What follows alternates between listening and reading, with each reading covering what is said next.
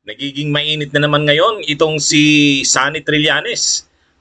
Kasi inaakusahan siya, lalo na nito ni Enrile. Inaakusahan siya nito ni Enrile na yung mainit daw na issue ngayon, sino ba ang nangako sa China na aalisin yung BRP Sierra Madre na doon sa Ayungin Shoal. Ang sabi ni Enrile, alam niya daw ang nangako niyan sa China, si Sunny Trillanes. And nababanggit din, Mang Juan, na meron daw na kasunduan or nagsasabi, dati siguro, na tatanggalin, aalisin yung BRP Sierra Madre na parang yun yung pinanghawakan. Di sabihin nila kung sino yun. Sino yung gago na yun na nagsabi nun? Si Trillanes? Sino ba yung nagba-backdoor dati? Admar? Yun yung sinasabi. Pero hanggang ngayon ba, Mang Juan, malinaw na ba yung naging ni dating Senador Trillanes? Walang inik na. Yung pinuntahan niya sa China, ano nangyari? Scarborough, napunta ba sa atin? Napabilis. Umalis ba? Kinuha ng China yung Scarborough. Iba kayo mga backdoor yan, yung mga nangyayari, yun ang nakakatakot eh. Di ba treason yan? Act of treason yan, di ba? Kasi bukod tangi lang talaga na ang Pangulo, yung chief architect sa foreign policy natin at nakasaad din yan sa sa konstitusyon na dapat maging independent foreign mayroon tayong independent foreign policy. At saka kung inutosan kalimbaw ni Pinoy na mag-backdoor, dapat paalam mo sa Senado kung senador ka. Because separation of power yan eh. Tama.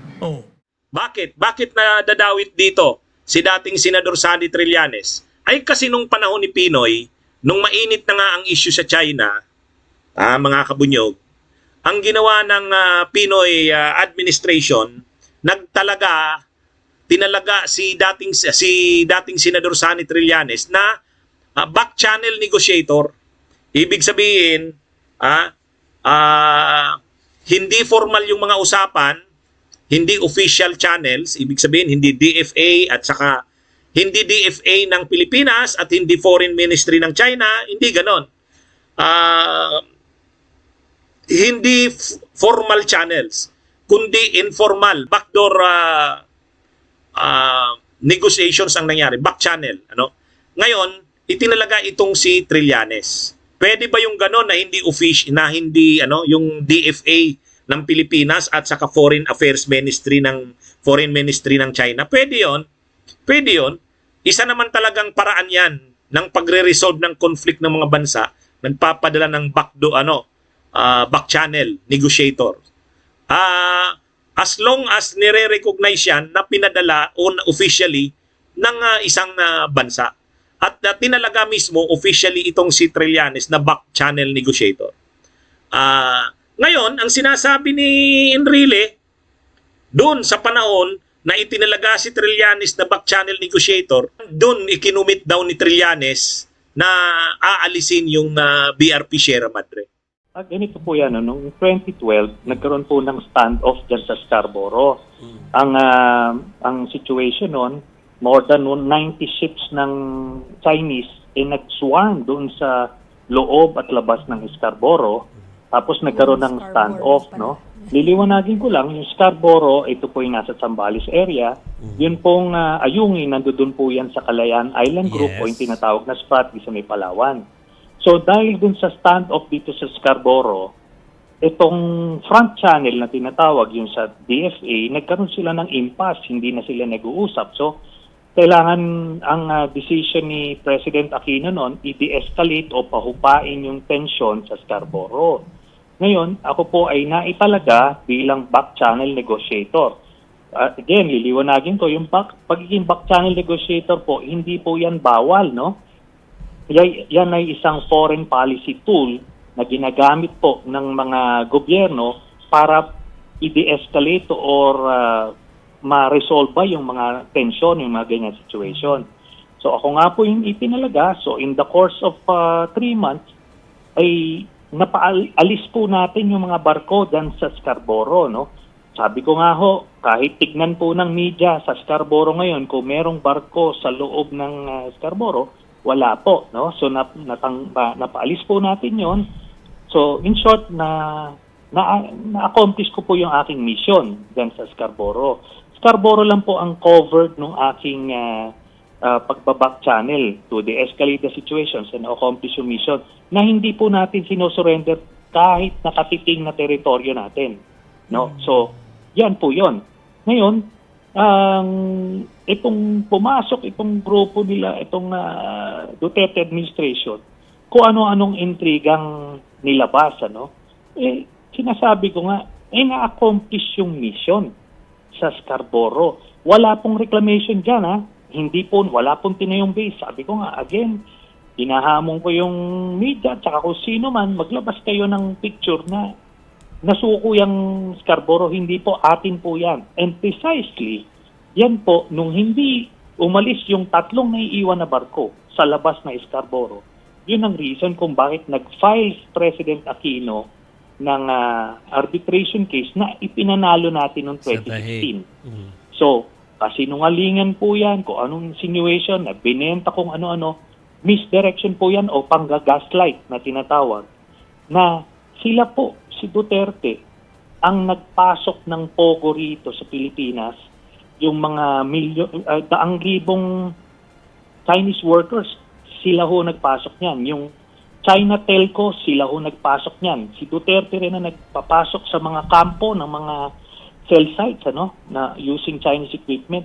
Siya po yun. Yung Sinovac, yung Parmalee, yung mga infrastructure projects, sa kanya po, sa administrasyon niya, nangyari yan. At itong recently, siya yung nakipagpulong dito kay Xi Jinping na hindi niya ipinaalam ito kay President Marcos. So, maliwanag dito kung sino yung traidor sa interest ng bayan, ano? At pero, diyan sila magaling ililihis nila para pagbibintangan nila iba para malihis yung atensyon mula sa kanila. Okay. Senator. Prinangka na ni ni dating Senador Sani Trillanes, si Duterte. Si Duterte ang dapat managot sa lahat ng problema na yan na pinag-uusapan ngayon. Sa mga makamarcos at makaduterte na nanonood ngayon, na napapaniwala ng mga sinasabi nila Enrile, o yan, hinamon sila ni dating Senador Sani Trillanes, tanungin nyo sa media, puntahan yung Scarborough Shoal, mayroon ba dong mga barko ang China? Follow up lang masaya. So, anong pwedeng learnings doon sa pag-back channel nyo, Senator Trillanes? Dahil kung sabi nyo nga mission accomplished kayo doon sa napaalis yung karamihan ng mga ship na nandoon from China, no? Ngayon kasi nauulit nangyayaring hindi maganda, di ba? So, ano ba ang pwedeng ano ba yung learnings doon na pwedeng ulitin just in case at saka masasabi ba natin na wala talagang kayo lang pwede magsabi nun kung meron bang wala namang ipinangakong anything, di ba? Para lang talagang maging okay yung mission na yun. Wala pong pinangako, at least dun sa time po ni President Aquino, at definitely nung ako ay back channel negotiator. Kasi napakasimple yun. Kung pinangako yan, bakit hindi ginawa? O kanino sinabi? Ano yun? Di ba kung pinangako yan ng kung sino, dapat may ahensya na pinagbabaan nun, nahila yan. Pero hindi naman Di ba? Kasi ano lang yan, misdirection yan. I don't know, dapat China ang magsabi, sino nangako sa inyo? Definitely hindi isang senador yan. Dapat presidente yan. Kaya ang sinasabi ko rito, kung meron at meron nangako dito, si Duterte yan, kasi lahat ng pabor sa China, nung panahon niya, pumasok. Lahat yun, no? Pinahinto nila yung EEZ patrol sa Philippine Navy, no? Nung panahon niya, administrasyon niya, pinahinto niya yung EDCA ng US. So, sino dito ang pwede? Presidente. Siya yun. No? Siya dapat ang tinatanong. Wala, may nagtanong na ba sa media tungkol dyan? Di ba? At dapat yung China, unang-una, dapat sila mag-produce. Bakit natin sila paniniwalaan? Di ba? Tatanungin natin yung credibility nila. But definitely, Hindi yan nangyari dun sa panahon ni Pinoy at nung ako ay back channel negotiator kasi ang sakop lang ng aming negotiations, yung Scarborough lang, hindi yung ayungin. No? Ano ba kasing alam ni Enrile? Alam niyo mga kabunyog nung panahon ni Pinoy, si Enrile ang Senate President. Senate President si Enrile noon. Ngayon, out of respect ni Pinoy, kasi ano naman si Pinoy, transparent, yung pinapatrabaho na yan kay Trillanes na back channel negotiation sa China, hindi yan itinago ni Pinoy sa executive, sa legislative branch. Pinatawag niya yung House Speaker at saka yung Senate President, nandun si Trillanes para i-brief ni Trillanes sila sa nagiging nagiging takbo o kinalalabasan ng kanyang lakad bilang back channel negotiator. So malinaw, walang sekreto si Pinoy. Walang sekreto si Pinoy. Hindi niya naman kapartido si Enrile. Ibang partido 'yan. Ang partido ni Pinoy ay Liberal Party, si Enrile ibang partido. Pero out of respect, bilang pagrespeto dahil Senate President noon si Enrile, kahit hindi naman siya karespeto, pinatawag siya sa Malacanang para pag-update ni Trillanes.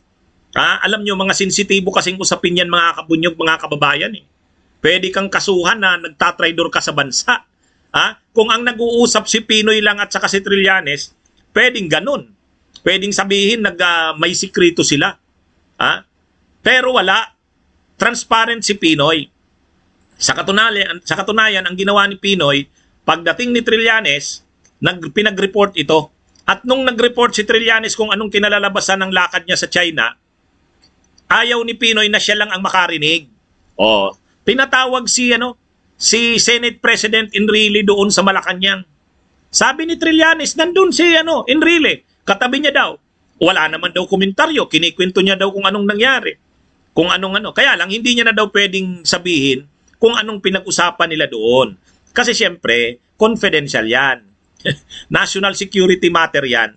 Hindi pwedeng isabi niya dito sa interview ito. Pero ang sinabi lang ni Trillanes, brief niya, pinaabot niya, nandun si Senate President Enrile nung panahon na yun. Tapos ngayon, babalik ta rin ni Enrile yung kwento. Ay talagang matindi itong si Enrile. May mga pahayag si Chief Presidential Legal Counsel Juan Ponce Enrile, no, tukol dun sa inyong nga pong role dun sa back channel efforts nung time na yun. Alam ko na napaliwanag nyo na ng mahaba kung ano naging role nyo doon at kung ano yung nangyari. Pero sa kaya nang gagaling yung dating Senate President saying itong mga tingin niya yung nangyari at naging role ninyo dyan sa back channel efforts na yan?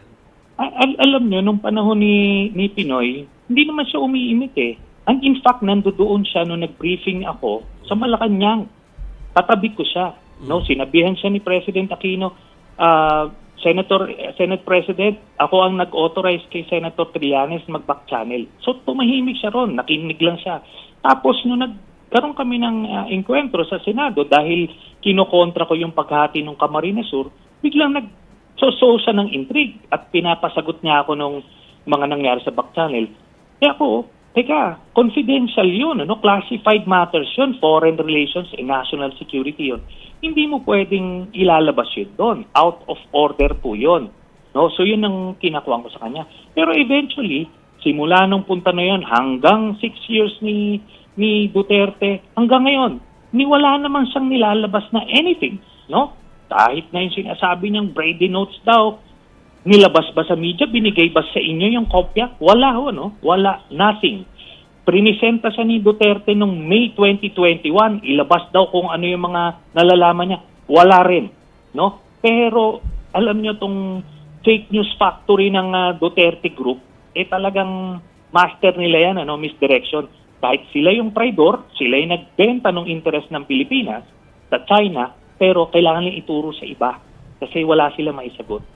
Yun lang po yun. Kaya ito, nakita nyo yung video na pinost ko, si Enrile mismo nagsabi na ang mission ko daw ay paalisin yung mga Chinese doon sa Scarborough. Sabi ko, yun lang mismo ang dapat, di ba? O siya mismo ang nagsasalita doon sa video na yun. Kaya I rest my case. Itong si Trillanes, may mga sinasabi ito na hindi ako sang-ayon. May mga sinasabi ito minsan na hindi ko pinagtatanggol kasi mali sa tingin ko. Pero ito, sa bagay na to, tama naman si Trillanes. Ha? Sino ba talaga ang traidor? Sino bang traidor? Bakit ngayon na nagkakaproblema na sa China, parang pinapalabas nila na ang traidor ay si Trillanes at si Pinoy.